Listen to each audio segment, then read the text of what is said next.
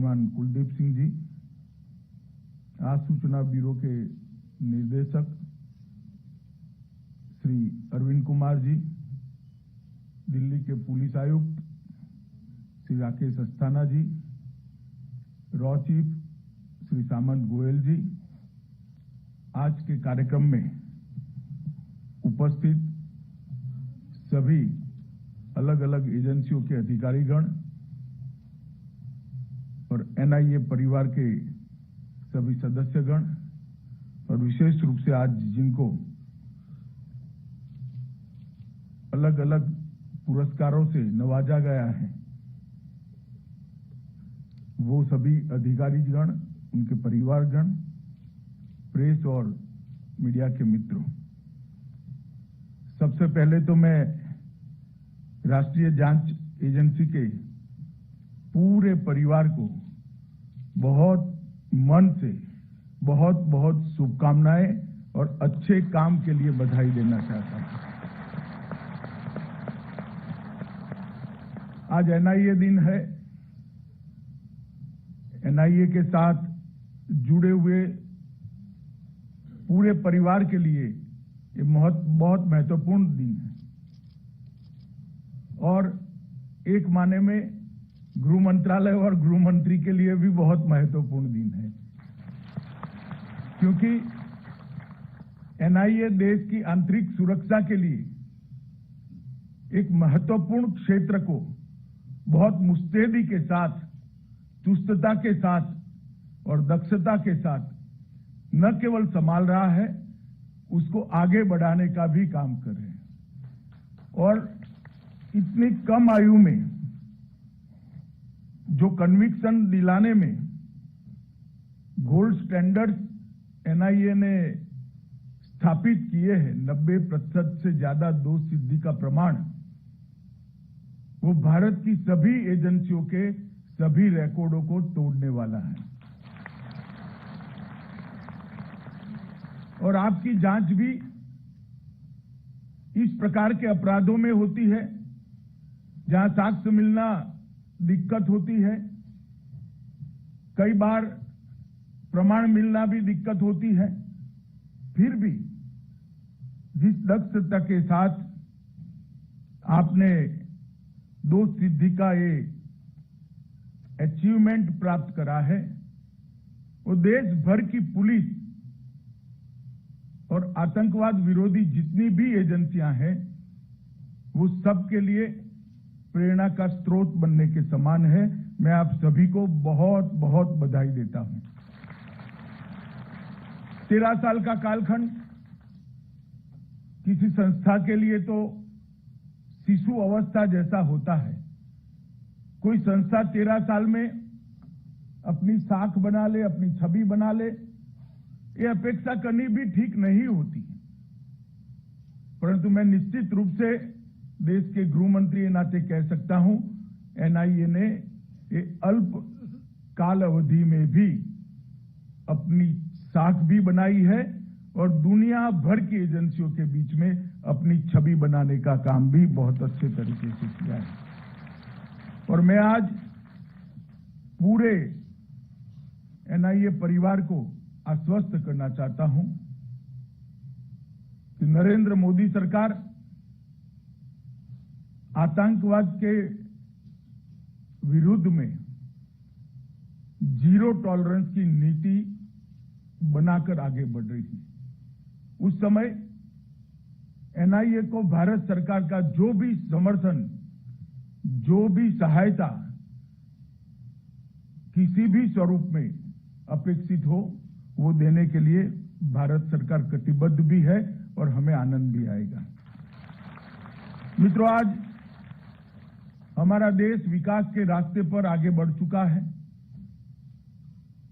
विश्व के किसी भी क्षेत्र के अंदर आज ऐसी स्थिति की निर्मिति हुई है कि भारत को छोड़कर विश्व के लक्ष्य सिद्ध नहीं हो सकते। चाहे पर्यावरण का क्षेत्र हो, चाहे आर्थिक विकास का क्षेत्र हो, चाहे सम विकास का क्षेत्र हो, चाहे आतंकवाद को नष्ट करने का क्षेत्र हो, भारत को छोड़कर विश्व के किसी भी प्रकार के लक्ष्य सिद्ध नहीं हो सकते, निश्चित भी नहीं हो सकते। और इसलिए ये बहुत जरूरी है कि भारत की आंतरिक सलामती सुदृढ़ रहे और सुनिश्चित रहे। मोदी जी ने पूरे देश के सामने $5 ट्रिलियन की इकोनॉमी का लक्ष्य रखा है और ये $5 ट्रिलियन की इकोनॉमी का लक्ष्य हमें सिद्ध करना है तो देश की आंतरिक सुरक्षा सुनिश्चित करना बहुत जरूरी है। और ऐसे समय में आज एनआईए दिन के अवसर पर एनआईए के साथ जुड़े हुए सभी लोगों के लिए एक मौका है। आजादी का अमृत महोत्सव भी चल रहा है, एक संकल्प लेने का, कुछ लक्ष्य सिद्ध करने। और ये जो 25 साल आजादी के अमृत काल के हैं, 75 साल से 100 साल, उसमें एनआईए ने भी अपने लक्ष्यों को तय करना चाहिए और सिद्धि का रोड मैप भी बनाना चाहिए। सफलता बहुत अच्छी चीज होती है, मगर ये निर्भर करता है कि आने वाले दिनों के लिए सफलता कैसा, किसी भी संगठन के लिए सफलता किस दिशा में ले जाएगी, वो निर्भर इस चीज पर करता है कि सफलता को संगठन किस प्रकार से लेता है। सफलता से अगर संतोष की निर्मित होती है तो आलस्य का निर्माण होता है, और सफलता से और ज्यादा आगे जाने की भूख अगर जगती है तो संस्थाएं और आगे बढ़ती हैं। इसलिए एनआईए ने इस सफलता को कंसोलिडेट करना है और इसको इंस्टीट्यूशनलाइज भी करना है। जब तक सफलता को कंसोलिडेट नहीं करेंगे, एक संस्था के नाते, एक एजेंसी के नाते एनआईए आगे नहीं बढ़ेगी। और कंसोलिडेट करने के बाद, क्योंकि एनआईए एक राष्ट्रीय एजेंसी है, अफसरों का चर्निंग होता रहता है, इसका इंस्टीट्यूशनलाइजेशन जब तक नहीं करोगे, व्यवस्थाओं को संस्थागत नहीं करोगे, इंफॉर्मेशन को जब तक संस्थागत नहीं करोगे और इंफॉर्मेशन के उपयोग के तरीकों को भी जब तक संस्थागत नहीं करोगे, आगे प्रगति संभव नहीं है। वरना एक अफसर आया, ढेर सारा अनुभव भी लिया, सफलता भी अर्जित की, फिर अपने राज्य की कैडर में चला गया। अगर हम सफलता के सभी आयामों को संस्थागत करते हैं, इंस्टीट्यूशनलाइज करते हैं, तो संस्था को आगे बढ़ने के लिए बहुत बड़ा फायदा होगा, ऐसा मेरा मानना है। और आज का दिन है, हमने ये 2 क्षेत्र में काम करना। हमारी सफलता केसों के बारे में न सोची जाए, हमारी सफलता को पद्धति में कन्वर्ट करें, इसको कंसोलिडेट करें। और हमारी सफलता व्यक्तियों की सफलता ना हो, हमारी सफलता इंस्टीट्यूशन की सफलता हो। सफलता के सभी पद्धतियों को इंस्टीट्यूशनलाइज करने के लिए हम कोई मैकेनिज्म बनाए, ये आज के समय में बहुत जरूरी है। मित्रों, आतंकवाद किसी भी सभ्य समाज के लिए एक अभिशाप, और वो अभिशाप, इसका सबसे बड़ा दुनिया में अगर किसी ने 10 झेला है तो हमारे देश ने झेला है।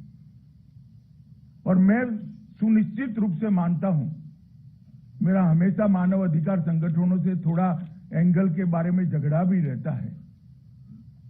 जब किसी भी आतंकवाद विरोधी अभियान होते हैं तो कुछ मानव अधिकार संगठन मानव अधिकार के मामले को लेकर आगे बढ़ते, अपने आप में वो सच है। मगर मैं हमेशा मानता हूं, आतंकवाद से बड़ा मानव अधिकारों का उल्लंघन करने वाला कोई चीज हो ही नहीं सकता। आतंकवाद इटसेल्फ मानव अधिकार का उल्लंघन करने वाला। तो आतंकवाद को नश्यत करना वो मानव अधिकारों के कॉन्ट्राडिक्ट नहीं हो सकता। आतंकवाद को खत्म करना, मूल समेत खत्म करना, वो मानव अधिकारों की रक्षा के लिए बहुत जरूरी है। और मैं हमेशा इस पर आग्रह देता हूं, मैं एनआईए को भी कहता हूं कि विरोध होते रहते हैं, सफलता हो और विरोध न हो तो सफलता का कोई मजा ही नहीं है। दृढ़ निश्चय के साथ आतंकवाद को समाप्त करने की दिशा में एनआईए ने आगे बढ़ना चाहिए। हमारी सरकार का प्रयास रहा है कि आतंकवाद संबंधी सभी सूचनाओं को देश भर की पुलिस और सभी एजेंसियों के साथ साझा करने में एक समन्वय स्थापित किया जाए। आतंकवाद विरोधी कानूनों को मजबूत और पुख्ता बनाया जाए। आतंकवाद विरोधी इंस्टीट्यूशंस को ताकत दी जाए, उसको मजबूत की जाए और आतंकवादी मामलों में 100% दोष सिद्धि का प्रमाण हम लक्ष्य लेकर चले। ये 5 स्तंभ पर आतंकवाद विरोधी अभियान आगे बढ़ सकता है और मुझे हर्ष है कि 5 स्तंभ पर एनआईए ने, मैं 3 साल से तो प्रैक्टिकली देख रहा हूं, बहुत अच्छे तरीके से प्रगति की है। मित्रों,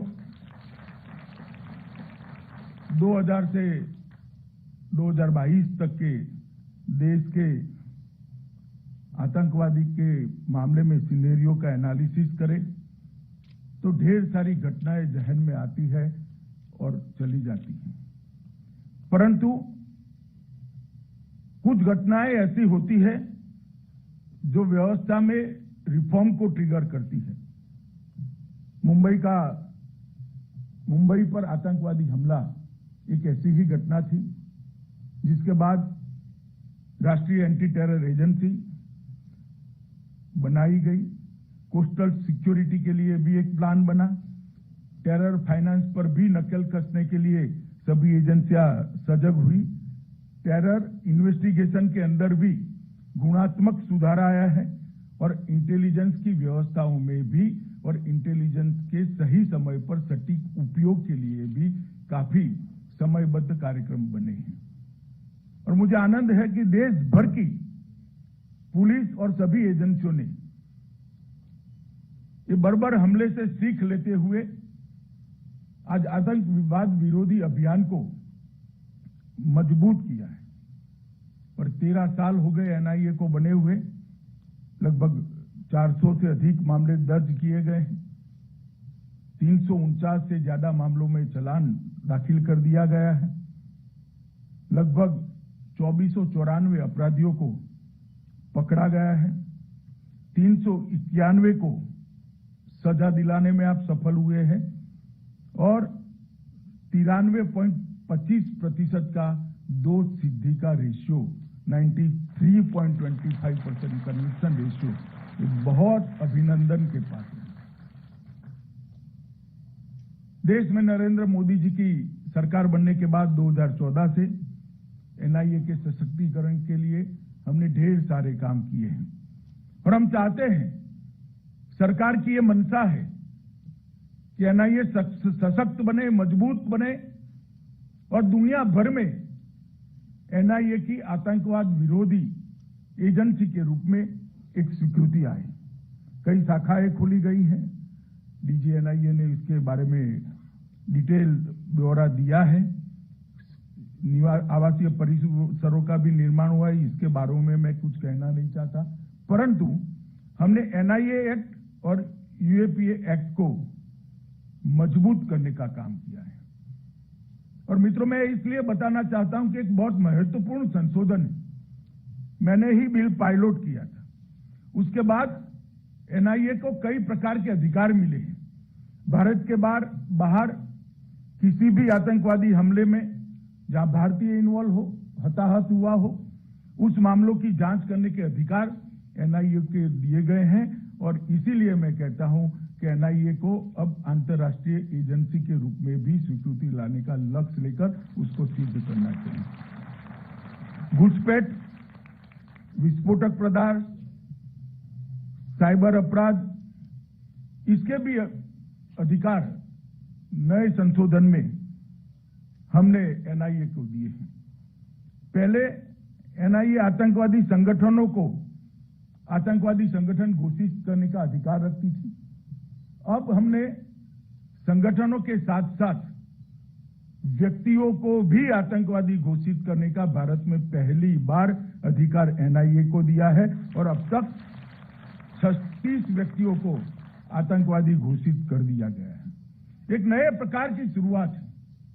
जब बिल लेकर मैं पार्लियामेंट में गया तो उन्होंने कहा कि काफी लोग तो देश के बाहर होंगे। उस वक्त मैंने जवाब दिया था, देश के बाहर जरूर होंगे, जहां पर भी होंगे उनके ऊपर एनआईए का आतंकवादी ठप्पा उनके जीवन में से सहजता छीन लेगा, उनका जीवन को दुष्कर बना देगा, और ये हमारा काम है। और इसलिए ये कानून का परिवर्तन लेकर हम आए हैं। एनआईए के प्रशिक्षण पर मैं बहुत वजन देता था। मुझे आनंद है कि जुलाई 21 में एनआईए के प्रशिक्षण और क्षमता निर्माण के लिए राष्ट्रीय पुलिस एकेडमी हैदराबाद के साथ एक करार कर लिया गया है, और अब ये काम आगे भी बढ़ गया है। एनआईए को विश्व की अन्य शक्तिशाली एजेंसी के रूप में विकसित करने के लिए, उसका पेशेवर कौशल को बढ़ाने के लिए 2 विशेषज्ञों के एक सेल की भी स्थापना की गई है। अनेक प्रकार के कठिन क्षेत्रों में एनआईए ने विगत 7 सालों में बहुत अच्छा काम किया। मैं विशेष उल्लेख करना चाहता हूं कि जम्मू कश्मीर का, जम्मू कश्मीर के क्षेत्र में आतंकवाद से लड़ना एक बात है, आतंकियों से लड़ना एक बात है, मगर आतंकवाद को जड़ समेत उखाड़ कर फेंक देना दूसरी बात है। और वो अगर उखाड़ कर फेंकना है तो टेरर फंडिंग की उनकी सारी व्यवस्थाओं को ध्वस्त करना पड़ेगा। 2014 में मोदी जी के प्रधानमंत्री बनने के बाद 18 और 19 में एनआईए ने टेरर फंडिंग के जो मामले रजिस्टर किए, उन्होंने, मैं विश्वास से कह सकता हूं कि आतंकवाद को जड़ से उखाड़ने में बहुत बड़ा सहायता किया है। टेरर फंडिंग पर आज तक हमारी एजेंसियों ने उनके अलग अलग तरीकों पर, निर्दोष दिखते तरीकों पर कभी भी आघात नहीं किया था। पहली बार 18 और 19 में एनआईए ने जो केस रजिस्टर किए, इसके कारण आज उनको पैसा मुहैया कराने वाले सरल रास्ते नहीं बचे। हो सकता है कि किसी भी दुश्मन को समाप्त न कर पाए, मगर उसके रास्ते में दखल तो दे ही सकते हैं, उनका रास्ता दुष्कर तो बना ही सकते हैं। और ये काम एनआईए ने बहुत अच्छे तरीके से किया है। और जम्मू कश्मीर में ओवरग्राउंड वर्कर जो होते थे, उसके अभी 2021-22 में ढेर सारे केस एनआईए ने रजिस्टर किए हैं, और उनके स्लीपर सेल को ध्वस्त करने में बहुत बड़ी भूमिका निभाई है। इससे उनके लॉजिस्टिक्स और हथियारों के सप्लाई दोनों पर एक कठोर आघात हुआ है। और जो आतंकवाद की मदद भी करते थे और समाज में सम्मान के साथ जीते थे, ऐसे सभी लोगों को आज अपनी पहचान एक्सपोज करने के लिए एनआईए ने मजबूर किया है और उनको कानून की अदालत में ले जाकर खड़ा किया है। मैं मानता हूं ये बहुत बड़ी बात है। वामपंथी उग्रवाद में भी, बारूद और रसद मुहैया कराने में भी एनआईए ने शुरुआत की है, और विशेषकर टेरर फंडिंग के साथ साथ वामपंथी उग्रवादी संगठनों के भी फंडिंग को, इसके मूल तक पहुंचने के कुछ केस एनआईए को दिए गए। मुझे आशा है कि जम्मू कश्मीर की तरह इसमें भी बड़ी सफलता मिलेगी। टेरर फंडिंग संबंधी टोटल 105 मामले रजिस्टर हुए। 876 आरोपियों के खिलाफ 94 चार्जशीट भी दाखल हो गए हैं, और 796 आरोपियों को अरेस्ट भी कर लिया गया है, और उसमें से 100 आरोपियों को दोषी भी ठहराया गया। ये बहुत बड़ी सिद्धि है। बहुत कम समय के अंदर, 2 साल के अंतराल के अंदर, 3 साल के अंतराल के अंदर ये सिद्धि एनआईए ने प्राप्त की है।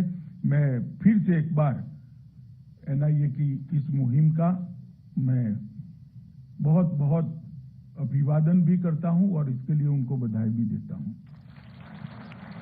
मित्रों, मेरा आग्रह है कि देश की पुलिस की इन्वेस्टिगेशन की पद्धति में आमूलचूल परिवर्तन हो। अब इन्वेस्टिगेशन 3rd डिग्री पर निर्भर नहीं होना चाहिए। इन्वेस्टिगेशन तकनीक की डिग्री पर निर्भर होना चाहिए। इन्वेस्टिगेशन डेटा की डिग्री पर निर्भर होना चाहिए और इन्वेस्टिगेशन इंफॉर्मेशन की डिग्री पर निर्भर होना चाहिए। थर्ड डिग्री का अब जमाना नहीं है, करना भी ठीक नहीं है। मगर ये परिवर्तन लाना है तो डेटाबेस बनाने पड़ेंगे और डिजिटल फोरेंसिक के साथ भी दक्षता हासिल करनी पड़ेगी। एनआईए को एक हमारी मीटिंग हुई थी, उसमें मादक पदार्थ, हवाला ट्रांजैक्शन, हथियारों की तस्करी, जाली मुद्राएं, बम धमाके, टेरर फंडिंग और टेररिज्म, इतने 7 क्षेत्रों में एक राष्ट्रीय डेटाबेस बनाने का काम दिया गया है। इसकी शुरुआत भी बहुत अच्छे तरीके से हो गई है। अगर ये राष्ट्रीय डेटाबेस बनता है और देश भर की इस सारे 7 स्तंभों में इन्वेस्टिगेशन करने वाली एजेंसियों के साथ वो राष्ट्रीय डेटाबेस को अगर हम साझा करते हैं और उनके पास में ही भी उनके राज्यों की सारी इंफॉर्मेशन को अपने डेटाबेस में ऐड करते हैं, तो मुझे लगता है कि इस क्षेत्र के अंदर न केवल राष्ट्रीय एजेंसियां, देश भर की पुलिस की एजेंसियों को भी काफी मदद मिलेगी। और ये एनआईए ने शुरुआत की है, मगर बहुत अच्छे तरीके से इसको डेवलप भी करना चाहिए। ये भारत सरकार की एनआईए से अपेक्षा है। डेटा अगर असंबद्ध रूप से एक दूसरे को कनेक्ट करे बगैर, किसी भी एनालिसिस के बगैर अलग अलग साइलों में उपलब्ध है तो वो डेटा नहीं है, रद्दी है। डेटा अगर संबद्ध तरीके से स्टोर किया जाता है, इसका एनालिसिस किया जाता है और साइलों में रहने की जगह एक ही जगह पे डेटा उपलब्ध है, तो मैं मानता हूं इसका उपयोग इन्वेस्टिगेशन में भी हो सकता है और सजा कराने में कोर्ट के अंदर भी हो सकता है। अभी की जो स्थिति है इस क्षेत्र के अंदर देश में इतनी संतोषजनक नहीं है। आईबी, एनआईए और नेटग्रिड तीनों मिलकर इस दिशा में आगे काम कर रहे हैं। अभी अभी एक बिल मैं लोकसभा में लेकर गया था, जेलों को भी इसके साथ हमने जोड़ने का काम किया है। वो बिल से हमें अधिकार मिला है। तो मैं मानता हूं डेटाबेस के असंख्य स्रोतों को इकट्ठा कर एक बहुत बड़ा डेटा का भंडारण एनआईए जैसी संस्था में अगर होता है तो आने वाले दिनों में वो बहुत देश के लिए उपयोगी होगा। एनआईए के लिए यह भी जरूरी है कि राज्य की एजेंसियां जो आतंकवाद विरोधी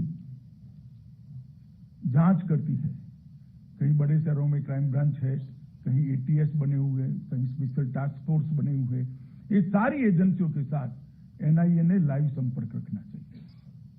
उनको गाइड भी करना चाहिए, उनको इंफॉर्मेशन शेयर भी करनी चाहिए और उनके पास से इंफॉर्मेशन प्राप्त भी करनी चाहिए। जब तक एनआईए का देश भर की आतंकवाद विरोध में, टेरर फंडिंग के ऊपर काम करने वाली सारी एजेंसियां, हवाला के ऊपर काम करने वाली सारी एजेंसियां और विस्फोटकों की जांच के ऊपर काम करने वाली सारी एजेंसियां से सामंजस्य नहीं बैठता, एक मजबूत ग्रिड आतंकवाद के विरुद्ध में लड़ने की देश में बन नहीं सकती। मुझे लगता है कि एनआईए ने इस दिशा में भी आने वाले दिनों में आगे बढ़ना चाहिए। मोडस ऑपरेंडी ब्यूरो बन रहा है, उसमें भी एक जो नए लड़कों को टेररिज्म के साथ जोड़ने की मोडस ऑपरेंडी है, इसका स्टडी करने में एनआईए ने भी बीपीआरएनडी की मदद भी करनी चाहिए और वहां जो कुछ भी मटेरियल आया है उसका स्टडी कर अपने काम के मटेरियल को आगे ले जाना है। मित्रों, नरेंद्र मोदी सरकार सीआरपीसी, आईपीसी और एविडेंस एक्ट के अंदर भी आमूलचूल परिवर्तन हम करना चाहते हैं, क्योंकि हम मानते हैं बहुत पुराने कानून है, उसको समयानुकूल बदलाव इसमें जरूरी है। और अगर ये बदलाव होता है तो इससे न केवल रोजमर्रा के अपराधों पर कंट्रोल लेने में हमें सफलता मिलेगी, इसके साथ साथ विशेष प्रकार के अपराध जो एनआईए देख रहा है, चाहे वो जाली नोटों का हो, चाहे हवाला ट्रांजैक्शन का हो, चाहे आतंकवाद रिलेटेड हो, चाहे हमारे नॉर्थ ईस्ट वामपंथी उग्रवाद और कश्मीर के थिएटर के स्पेशल टेररिज्म के केस हों, इस सबको बहुत बड़ा फायदा होगा। मैं ज्यादा कुछ कहना नहीं चाहता, इतना ही कहना चाहता हूं कि 13 साल की आयु में एनआईए ने देश और विदेश में अपनी साख को प्रस्थापित किया है और मोदी जी के टेरर फ्री इंडिया का जो लक्ष्य है, 100% जीरो टॉलरेंस अगेंस्ट टेररिज्म, ये जो लक्ष्य है उसको सिद्ध करने में आपकी बड़ी भूमिका है। फिर से एक बार 13वें स्थापना दिन पर आप सभी को बहुत बहुत शुभकामनाएं और आप सबका अब तक के काम के लिए बहुत बहुत अभिनंदन। वंदे मातरम। धन्यवाद सर, आपके पथ प्रदर्शक एवं प्रेरणादायी शब्दों के लिए बहुत बहुत धन्यवाद। अब मैं महानिदेशक एनआईए श्री कुलदीप सिंह से माननीय केंद्रीय गृह एवं सहकारिता मंत्री जी को स्मृति चिन्ह भेंट करने का अनुरोध करता हूं।